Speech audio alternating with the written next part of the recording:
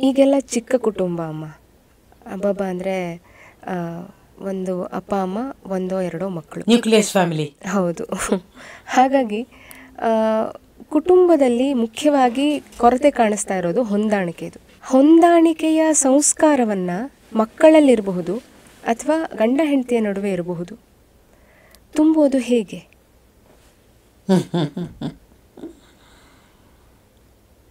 ಇವತ್ತಿನ burning question, ಎಲ್ಲರನ್ನ ಸುಡ್ತಾ ಇರುವಂತಹ ಪ್ರಶ್ನೆ ಇದು. ಇನ್ನೊಂದು ಶಬ್ದದಲ್ಲಿ ನೀವು ಹೇಳಿರೋ ಪ್ರಶ್ನೆಯನ್ನು ಹೇಳಬೇಕು ಅಂದರೆ ಸಾಮರಸ್ಯ ಅಲ್ವೇ, ಹಾರ್ಮನಿ. ಮತ್ತು ನನ್ನ ಗುರುವನ್ನೇ ನಾನು ನೆನಪಿಸ್ಕೊಳ್ತೀನಿ. ಅವರದೊಂದು ಬಹಳ ಅದ್ಭುತವಾದ ಪುಸ್ತಕವನ್ನು ನಾನು ಓದಿದ್ದೆ 30 ವರ್ಷದ ಹಿಂದೆ, ಲವ್ ಆ್ಯಂಡ್ ಫ್ಯಾಮಿಲಿ ಲೈಫ್ ಅಂತ. ಇವತ್ತಿಗೂ ಬಹುಶಃ ಅಮೆಝಾನಲ್ಲಿ ಅದು ಸಿಗತ್ತೆ. ನಾನು ಹೇಳೋದು, ನನ್ನ ಸಾಮಾನ್ಯವಾದ ಲೆಕ್ಚರ್ಸಲ್ಲಿ ಇದೊಂದು ತಿವಿಯುವಂಥ ಪ್ರಶ್ನೆಯನ್ನು ನಾನು ಕೇಳ್ತಾ ಇರ್ತೀನಿ. ಏನು ಅಂದರೆ, ಜಗತ್ತಿನಲ್ಲಿ ಎಲ್ಲದಕ್ಕೂ ಕ್ವಾಲಿಫಿಕೇಷನ್ ಅನ್ನೋದು ಇರಬೇಕು ಅಂತ ಬಯಸ್ತಾರೆ. ನೀವು ಯಾವ ಜಾಬ್ಗೆ ಹೋಗಬೇಕು, ಏನು ಮಾಡಬೇಕು ಅಂದರು. Your entire major portion of your life is spent in qualifying for something, as a doctor or engineer, artist, architect, singer, ಯಾವುದೇ ಆದ್ರೂ ಮಾಡ್ತೀವಿ. ಆದರೆ ಬಹಳ ವಿಚಿತ್ರ ಅಂತಂದರೆ, ನಾನೊಂದು ಮದುವೆಯನ್ನು ಮಾಡಿಕೊಳ್ಬೇಕು ಅಂತಂದರೆ ಅದಕ್ಕೆ ಯಾವ ಕ್ವಾಲಿಫಿಕೇಷನ್ನಿನ ಪ್ರಶ್ನೆಯೇ ಹೇಳೋದಿಲ್ವಲ್ಲ ಜನರಲ್ಲಿ ಅಂಥೇಳಿ ಅಂತ.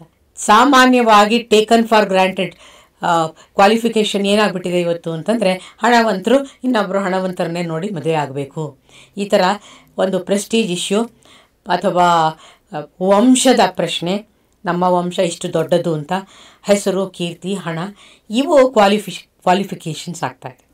ಇಂತಹ ಕ್ರಮದಲ್ಲಿ ನಾವು ವೈವಾಹಿಕ ಜೀವನವನ್ನು ಪ್ರವೇಶ ಮಾಡಿದರೆ ಆ ಒಂದು ಕುಟುಂಬದ ವ್ಯವಸ್ಥೆಯಲ್ಲಿ ಸಾಮರಸ್ಯ ಅನ್ನೋದು ಹೇಗೆ ಇರಲಿಕ್ಕೆ ಸಾಧ್ಯವೇ ಇಲ್ಲ.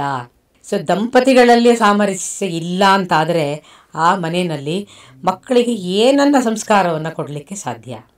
ನನ್ನಲ್ಲಿಲ್ಲ, ನೀನು ಮಾಡ್ಕೊ ಅಂದರೆ ಆಗುತ್ತಾ?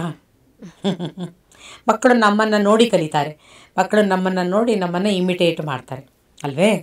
ಹಾಗಾಗಿ ಸಂಸ್ಕಾರ ಅನ್ನುವಂಥದ್ದು ಕುಟುಂಬದಲ್ಲಿ ಇರಬೇಕು ಅನ್ನೋದಾದರೆ ಮೊಟ್ಟ ಮೊದಲನೇದಾಗಿ ದಂಪತಿಗಳಲ್ಲಿ ಅದು ಇರಬೇಕು. ಈ ಒಂದು ಹೊಂದಾಣಿಕೆ ಅನ್ನೋದು ಯಾಕೆ ಇಲ್ಲ ಅನ್ನುವ ಪ್ರಶ್ನೆ ಬರುತ್ತೆ. ಯಾಕೆ ಇಲ್ಲ ಅಂದರೆ ಒಂದೇ ಉತ್ತರ, ಅಂತಿಮವಾದ ಉತ್ತರ ಏನು ಅಂದರೆ, ನಮ್ಮ ಅಹಂಕಾರದ ಕೋಟೆಗಳನ್ನು ನಾವು ಕಟ್ಕೊಂಡು ಆ ಅಹಂಕಾರದ ಮೂಲಕವೇ ನಾವು ಪ್ರತಿಯೊಬ್ಬರನ್ನು ನೋಡ್ತೀವಿ, ನಮ್ಮ ಜೀವನವನ್ನು ನೋಡ್ತೀವಿ, ಅದನ್ನು ಹಾಗೆ ಅರ್ಥೈಸ್ಕೊಳ್ತಾ ಹೋಗ್ತೀವಿ. ಅಹಂಕಾರ ಅನ್ನೋದು ಒಂದು ದೊಡ್ಡ ಕೋಟೆ, ಅದನ್ನು ಎಲ್ಲಿಯವರೆಗೆ ಒಡೆಯೋದಿಲ್ಲ ಅಲ್ಲಿ ಎಲ್ಲರೂ ಒಂದು ಅನ್ನೋ ಭಾವನೆ ಬರೋದಿಲ್ಲ. ಹಾಗಾಗಿ ದಾಂಪತ್ಯದಲ್ಲೂ ಈ ಸಾಮರಸ್ಯ ಯಾಕೆ ಬರೋದಿಲ್ಲ ಅಂತಂದರೆ, ನಿಜವಾದ ಅರ್ಥದಲ್ಲಿ ವೈವಾಹಿಕ ಜೀವನ ಅಂತಂದರೆ ಒಂದು ಇದ್ದಂಥದ್ದು ಅಸ್ತಿತ್ವ ಎರಡು ಆಗೋದು ಅಂತ. ನಾನುವಿನಿಂದ ನಾವು ಅಂತ ಆಗಬೇಕು.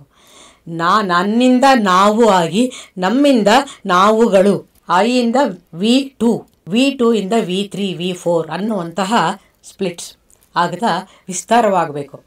ಅದು ಹೇಗಾಗುತ್ತೆ ಅಂದರೆ ಪ್ರೀತಿಯ ಮೂಲಕ ಆಗಬೇಕು. ಪ್ರಜ್ಞಾಪೂರ್ವಕವಾದಂತಹ ಪ್ರೀತಿಯ ಮೂಲಕ, ತ್ಯಾಗದ ಮೂಲಕ ಆಗಬೇಕು. ಪ್ರೀತಿ ಮತ್ತು ತ್ಯಾಗ, ಪ್ರೀತಿಗಿಂತಲೂ ಹೆಚ್ಚಾಗಿ ತ್ಯಾಗ. ಎಲ್ಲಿ ಪ್ರೀತಿ ಇದೆಯೋ ಅಲ್ಲಿ ತ್ಯಾಗ ಇರುತ್ತೆ. ತ್ಯಾಗ ಇಲ್ಲ ಅಂದರೆ ಆ ಪ್ರೀತಿ ನಿಜವಾದ್ದು ಅಲ್ಲ ಅಂತ. ಸೊ ಪ್ರೀತಿ ಮತ್ತು ತ್ಯಾಗದ ಎರಡು ಮುಖಗಳು ಒಂದು ಕುಟುಂಬದ ಶಕ್ತಿ. ಇದು ಎರಡು ಬೇಸ್, ಫೌಂಡೇಶನ್. ಇದನ್ನು ಹುಟ್ಟಾಕಬೇಕಾಗಿರೋರು ನಾವು. ಆಗ ಅಹಂಕಾರವನ್ನು ಕರಗಿಸಿ ಒಂದು ಅಸಾಮರಸ್ಯದ ಭಾವವನ್ನು ತರೋದು ಸುಲಭ ಅಲ್ಲ. ಇಡೀ ಜೀವನವನ್ನು ಅದಕ್ಕೋಸ್ಕರ ತೆಗಿಬೇಕಾಗುತ್ತೆ. ಇಡೀ ಜೀವನದ ಸಂಕಲ್ಪ ಅದಾಗಬೇಕಾಗತ್ತೆ.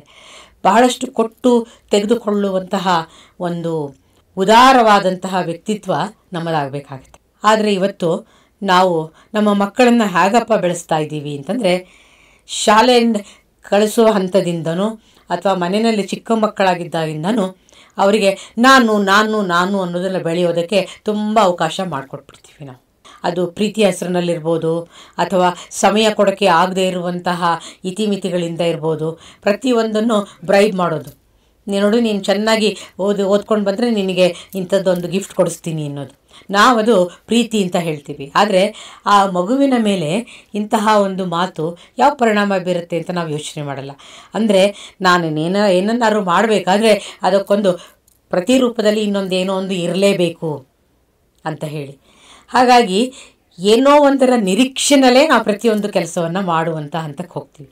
ಹಾಗಾಗಿ ಅಲ್ಲಿ ಸಮರ್ಪಣಾ ಭಾವವಾಗಲಿ, ನಿರೀಕ್ಷೆ ಇಲ್ಲದೆ ನಾನೇನಾದ್ರು ಮಾಡಬೇಕು ಅನ್ನುವಂಥ ಸಂಸ್ಕಾರ ಆಗಲಿ ಬೆಳೆಯೋದೇ ಇಲ್ಲ. ಇನ್ನು ನೂರಾರು ಕಾರಣಗಳಿದೆ. ಹಾಗಾಗಿ ಈ ಸಾಮರಸ್ಯ ಅನ್ನೋದು ಆಕಾಶದಿಂದ ಬಿದ್ದು ಬೀಳುವಂತಹ ವಸ್ತು ಅಲ್ಲ. ಅದಕ್ಕಾಗಿ ನಾವು ಕಷ್ಟಪಡಬೇಕಾಗತ್ತೆ. ಅದಕ್ಕಾಗಿ ನಮ್ಮನ್ನು ನಾವು ತೇಯಬೇಕಾಗತ್ತೆ. ನಮ್ಮನ್ನು ನಾವು ಅರ್ಪಣೆ ಮಾಡ್ಕೊಳ್ಬೇಕಾಗತ್ತೆ.